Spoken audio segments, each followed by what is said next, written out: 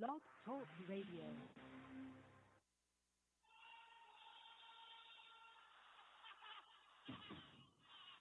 Welcome to the cold, hard truth on sports.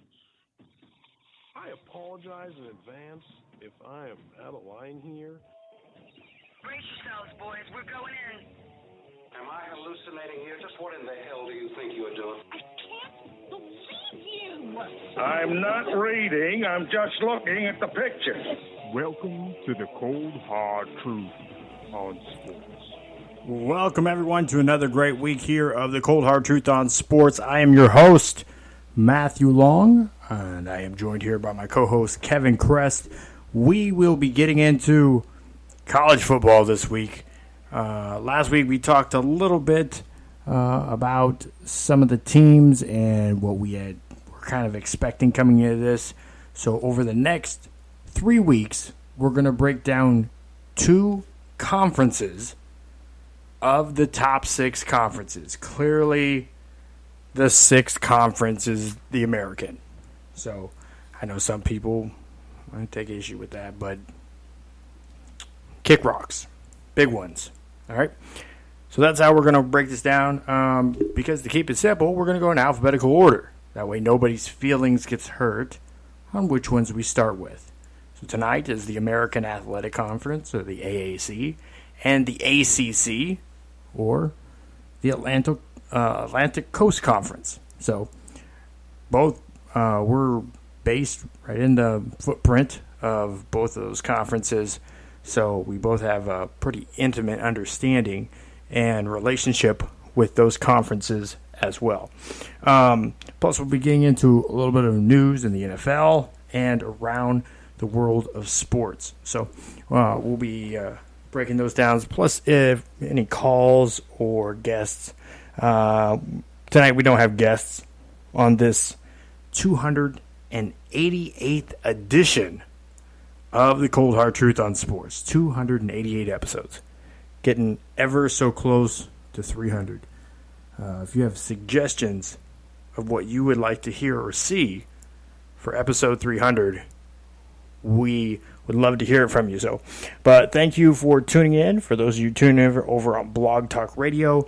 Also for those of you that tune in on Spreaker. The Spreaker app is, in my opinion, by far the best way to hear the show.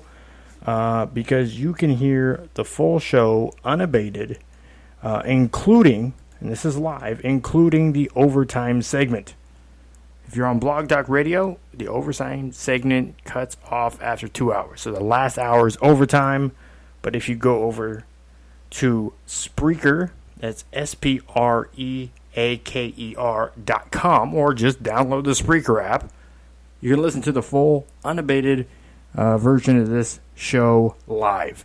You can catch it on podcasts, on SoundCloud, the podcast version on YouTube, and many other places, including the website. You can go over to thechtonsports.com and check it out over there. So we very much appreciate all of our listeners that tune in each and every week to this show.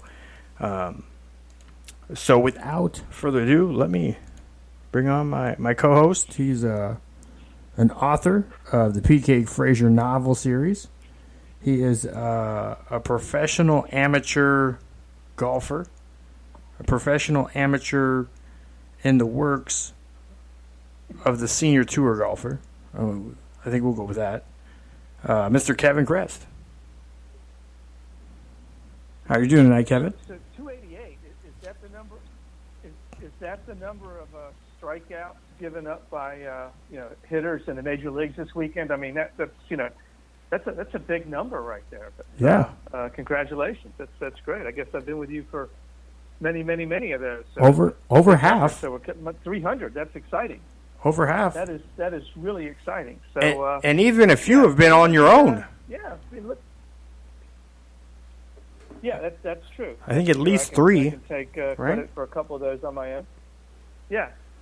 So, ACC and AAC. I know that's confusing to people. It sometimes confuses me, although I'm easily confused. So that's really not saying too much. But Yeah, the ACC interesting tonight, Matthew. That's interesting to break these guys down. The AAC as well, at least the top of the conference, which I think we'll probably focus on for those guys. But congrats, 288, and so 300 will happen sometime.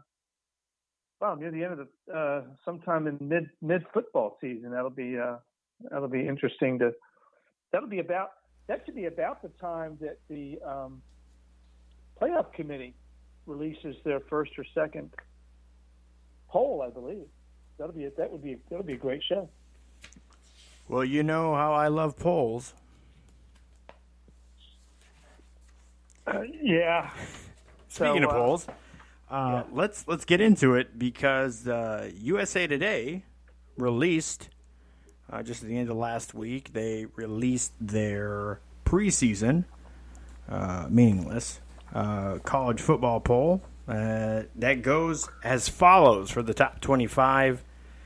Clemson, Alabama, Georgia, Oklahoma, Oklahoma State, LSU, Michigan, Florida, Notre Dame, Texas, Texas A&M, Washington, Oregon, Penn State, Utah, Auburn, who I'm going under on, spoiler alert, UCF, Wisconsin, Iowa, Michigan State, Washington State, Syracuse, Stanford, Iowa State, Northwestern, and the snub at number 26, Nebraska. Okay.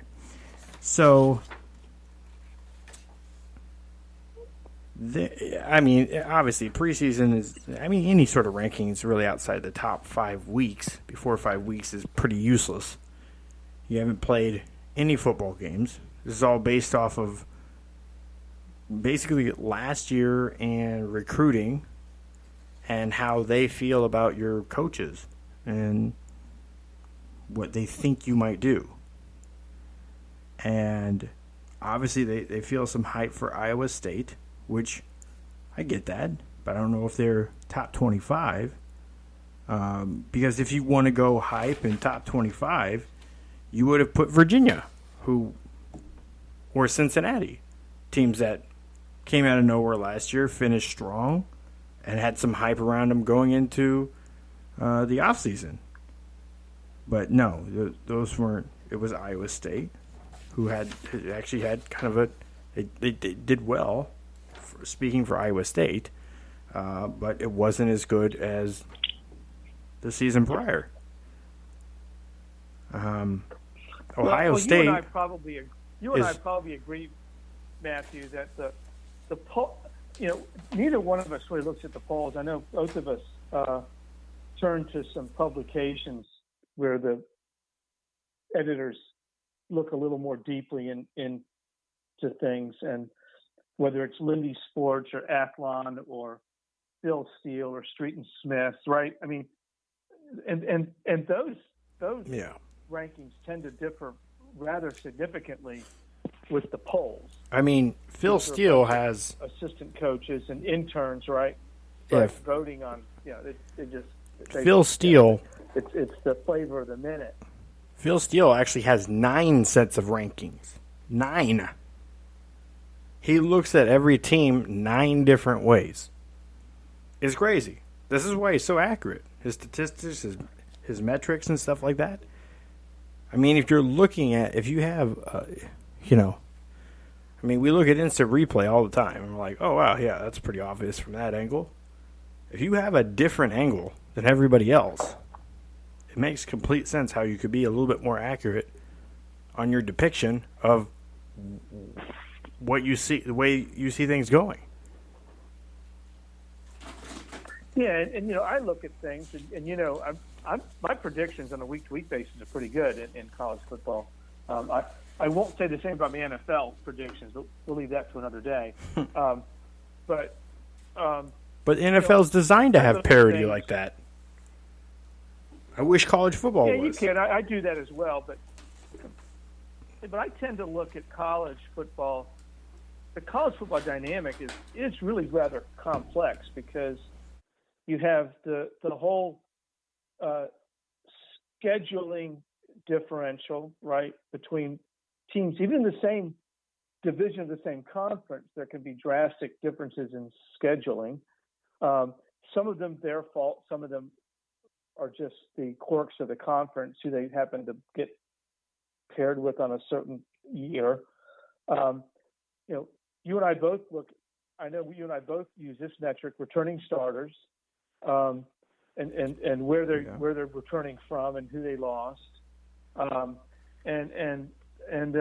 we tend to look at I place way more importance on the schedule, and it tends to bear out, right? Because I'm looking, for instance, we're going to look at the Big Ten next week, but I was noticing today there's a school in the Big Ten that just has a horrendous schedule, a very difficult schedule that we'll talk about next week. And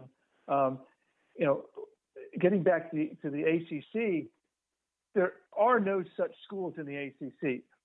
Every team in the ACC has a very favorable schedule because none of them play anybody unless you have to play Clemson. And those are the 7 teams in the ACC Atlantic, and the 2 teams that have to play Clemson in the other half of the league. Other than that, the other half of the league gets a pass scheduling wise this season because there is no one else but Clemson that's of any consequence. I mean, I know Miami's ranked 19th preseason in Lindy's.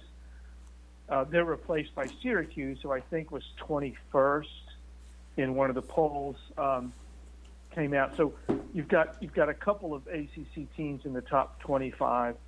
The rest of them are no better than 30th. And so the ACC, as we're going to talk about, is wide open outside of Clemson, and Clemson's schedule is so easy, with the exception of a game against Texas A&M, which you and I talked about earlier today, and Jimbo Fisher. I mean, we've got to lead with this because it is the game of the year for Clemson. Dabo Swinney's going up against Jimbo Fisher, who coached at Florida State for many years, and they were in the same half of the league. They were in the Atlantic division of the Atlantic Coast Conference. And they went to head year after year, and for many years, the winner of that game was the de facto ACC champion for 5 or 6 years, I think, something like that. And so that's a very fascinating game to me for Clemson and Texas A&M. Jimbo Fisher's going on a limb, and I don't know when that game was scheduled. He may just be inheriting that game. And if he is, it's a great game for him to inherit. There's nothing to lose for A&M. They're probably not going to contend for a national championship, but a win over Clemson would be a great shot in the arm for the program and for Jimbo Fisher. So that's one of those games you look at out of the chute and go, wow, that is and kudos to Clemson for taking the game. Other than that, Clemson has a pretty clear path to at least the ACC championship game and probably the playoffs. Do you agree? Yes. Just looking over at Clemson's schedule, out the gate, they're looking at Georgia Tech. Georgia Tech has a new head coach. Their previous head coach had retired. So there's going to be some differences and some nuances there. I don't know how drastically different they're going to take the field away, because even when new head coaches come in, smart head coaches generally build game plans around the talent they have versus forcing the talent they have to work to their system. So Georgia Tech's going to it'll be interesting. It might be a little sloppy of a game just because, Clemson is bringing in a lot of new players, especially on defense. They're only returning 4 guys on defense. The offense should be humming as normal. They return 8 guys, almost their entire offense.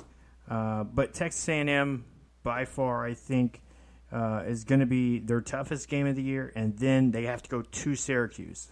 And I know a lot of people like this Syracuse